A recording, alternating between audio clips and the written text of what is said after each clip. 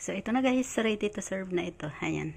Ayan, nakat na natin. Ayan, napakaganda ng pagkakat. Ayan guys. So, ayan lang guys. Thank you for watching. Good morning guys. It's me again, Leticia's Kitchen. For today's vlog guys, ay gagawa tayo ng abalone sashimi. So, ito yung ating abalone. Ayan, napakalalaki yan. Ayan guys. Ang lalaki ng abalone na ito. Buhay na buhay pa sila. Ayan. Ayan, ang laki. So ngayon guys ay mailinisin natin ang abalone. I-brush natin ito. I-brush lang natin. Ayan. So ganyan lang guys.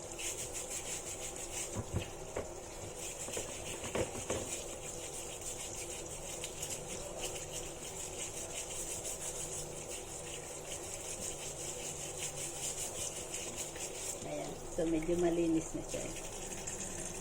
Natanggal na yung yung itim. Tapos yung isa pa.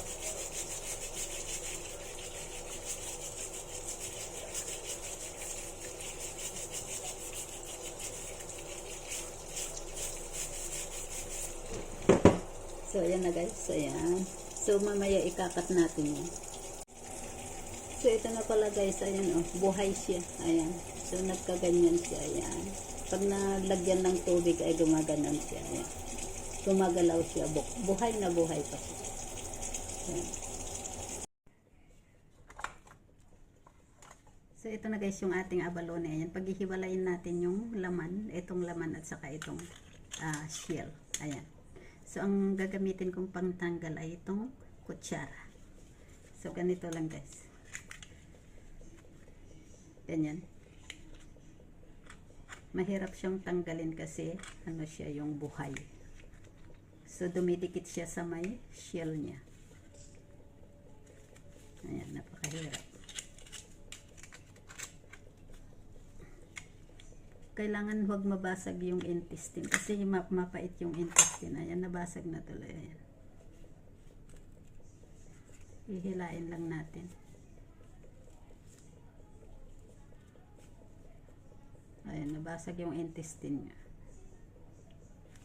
Naano ko sa kutsara. So, ayan. So, ayan na. Ayan, kuha pa tayo ng isa. So, ito yung isa. Ayan, guys. Mahirap siyang tanggalin kasi dumidikit sa shell. Hi!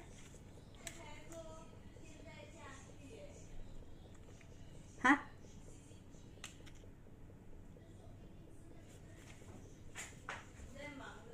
Tayo na kay Nelly. Nelly.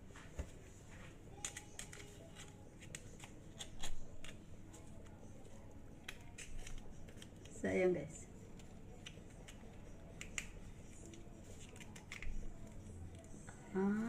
Kailangan dahan-dahan lang siya kasi maano yung laman, yung intestine.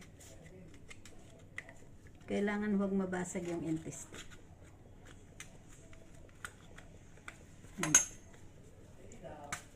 Wow, ayan ang ganda oh. Ganyan siya.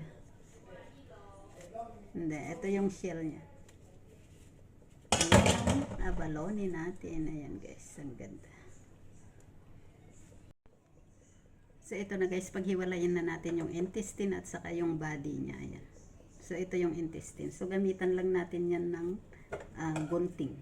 Ayan, gamitan natin ng gunting para matanggal natin yung intestine. Kasi itong nito, itong laman nito ay gagawin nating sashimi. And then itong intestine ay i-steam lang natin yan. Lagyan natin yan ng rice wine na bago i-steam. So ayan guys, ayan, ang ganda ng kulay. Ayan, so mamaya ipapakita ko sa inyo yung paano ko ikat yung ating sashimi.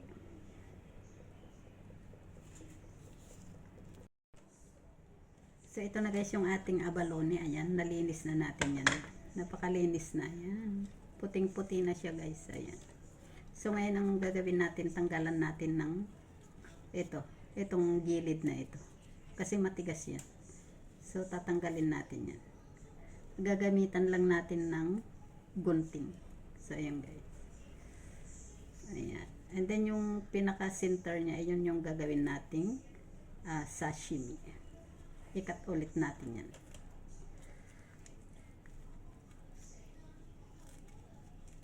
Ayan guys. Matigas kasi ito. Pag ginawang sashimi ay matigas siya. So, ayan guys. Hiwalay na siya. Ayan, ganyan. So, gagawin natin lahat yan. Tatanggalan natin lahat yan. Ayan.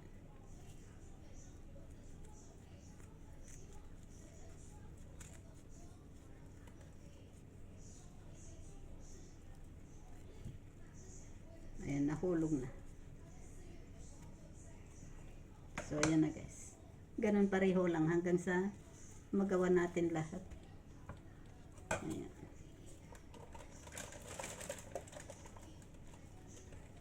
Matigas kasi ito.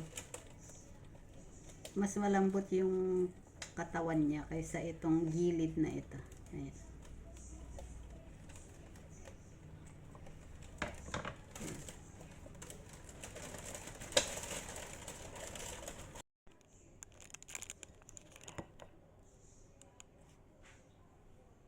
So, ito na guys yung ating sashimi. Ikat na natin. Ito yung, ayan. Malinis na siya. Napakalinis na. So, ikat natin yan. I-slice lang natin. Ayan, ganyan.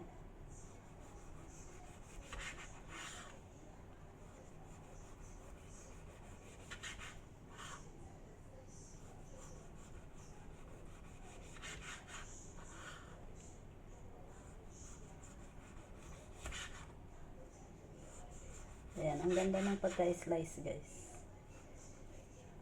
So, yung dulo, matigas siya. So, ayan na guys, yung na-slice natin. Ayan. Ayan yung sashimi. Ayan guys. Wow. And then, ilagay natin sa shell. Dito natin ilagay sa shell.